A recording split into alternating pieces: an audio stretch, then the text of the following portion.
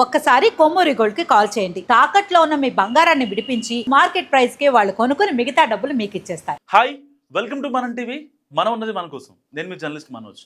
So రైలు నుంచి జారిపడి నవదంపతులు spotted. నిన్న రాత్రి జరిగింది ఇన్సిడెంట్ యాదాద్రి భువనగిరి జిల్లాలో.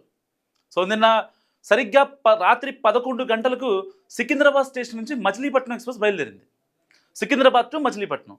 సో వీళ్ళది మన్యం జిల్లా పార్వతీపురం, వీళ్ళిద్దరిది. అయితే వీళ్ళిద్దరూ మచిలీపట్నం ఎక్స్ప్రెస్ క్యాచ్ చేశారు. సో టికెట్ తీసుకున్నారు, ఎక్కారు, అంతా బాగానే ఉంది. కట్ చేస్తే తెల్లవారుజాము 4 గంటలకల్లా 4 నుంచి 5 గంటల ప్రాంతంలో విజయవాడలో దిగాలి. వాళ్ళ బంధువుల ఇంటికి వెళ్తున్నారు వీళ్ళు. ఇతని పేరు సింహాచలం, ఈవిడ పేరు భవానీ. పెళ్ళయి 1 year కూడా కావట్లా. ఇతను 24, ఈవిడ 19 జస్ట్. ఇంకా మంచి లైఫ్ చూడాల్సి ఉంది, ఎన్నో బాధ్యతలు బరువులు ఎత్తుకోవాల్సి ఉంది. సో ఈ లోపలనే వీళ్ళ ఇద్దరి కథ విషాదాంతమైంది.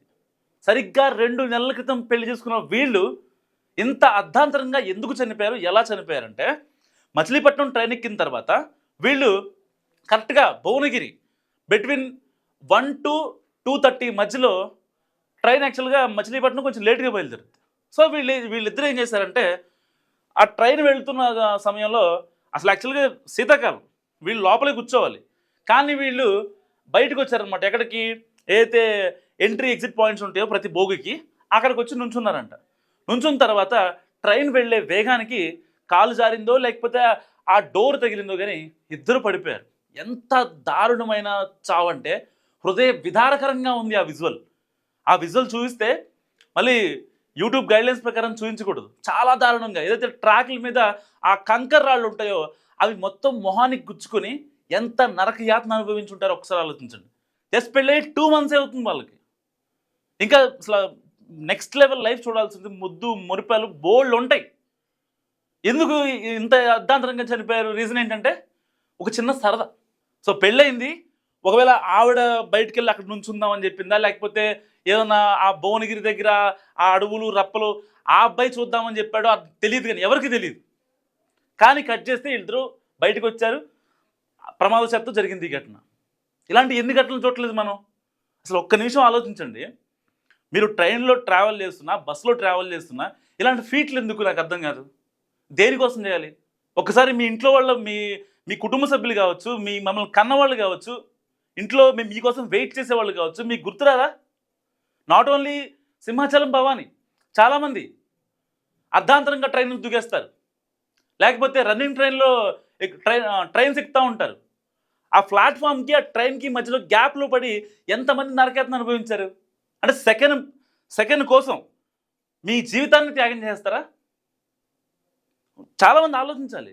బస్సు ప్రమాదాలు కావచ్చు, ట్రైన్ ఇలాంటి ఇన్సిడెంట్ కావచ్చు, మన మానవ తప్పిదం అక్కడ కొట్టొచ్చినట్టు కనిపిస్తూ ఉంటుంది. ప్రతి ప్రమాదం వెనుక ఒక మానవ తప్పిదమే.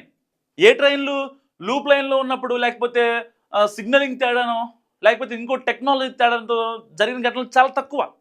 కేవలం మానవ నిర్లక్ష్యం, మానవ తప్పిదం మాత్రమే కనిపిస్తుంది అక్కడ. ఇప్పుడు వీళ్ళిద్దరదే. ట్రైన్ బయలుదేరింది సికింద్రాబాద్లో 11 గంటలకి, బాగానే ఉంది. వీళ్ళు తెలుసా, పడుకోవచ్చు కదా ప్రశాంతంగా, సీట్ దొరికిందిగా. పడుకుంటే వాళ్ళ ప్రాణాలు ఉండేవాళ్ళు. విజయవాడలో వాళ్ళ బంధువుల ఇంటికి వెళ్ళి హాయిగా పడుకునేవాళ్ళు. ఎవరు రెస్పాన్సిబిలిటీ దీనికి? వీళ్ళని కన్నవాళ్ళు ఇప్పుడు బోరున ఏడవాలన్నమాట. చేసే పనులు అసలు కొంచెం కూడా గుర్తుండవు. ఎందుకు కోపడుతున్నాను అది రీజన్ ఉంది దానికి. నేను కోపడుతున్నానంటే రీజన్ ఉంది దానికి. నిజంగా వాళ్ళిద్దరు ఒకవేళ ఇవాళ వాళ్ళు కేటాయించిన సీట్లలో లేకపోతే నుంచోవడము కూర్చోవడము చేస్తే ఈ ఘటన జరిగేదా? చక్కగా ప్రశాంతంగా హ్యాపీగా ఉండేవాళ్ళు కదా. ఒక్కళ్ళు కాదు, ఇద్దరు కాదు, ఎంతమంది చనిపోతున్నారు. ట్రైన్ యాక్సిడెంట్లు కావచ్చు, బస్ యాక్సిడెంట్లు కావచ్చు. సో ఏది ఏమైనప్పటికీ మీరు ప్రయాణాలు, ఎలాంటి ప్రయాణాలు చేస్తున్నా 1కి 100 సార్లు ఆలోచించేయండి. మీరు చేసే చిన్న తప్పు అది మీ జీవితమే లేకుండా చేయొచ్చు. సో ఈ ఘటన గురించి మీరేమనుకుంటున్నారో మీ వాల్యుబుల్ అభిప్రాయాన్ని మస్తుగా కామెంట్ చేయండి. చూస్తున్నాను మనం టీవీ.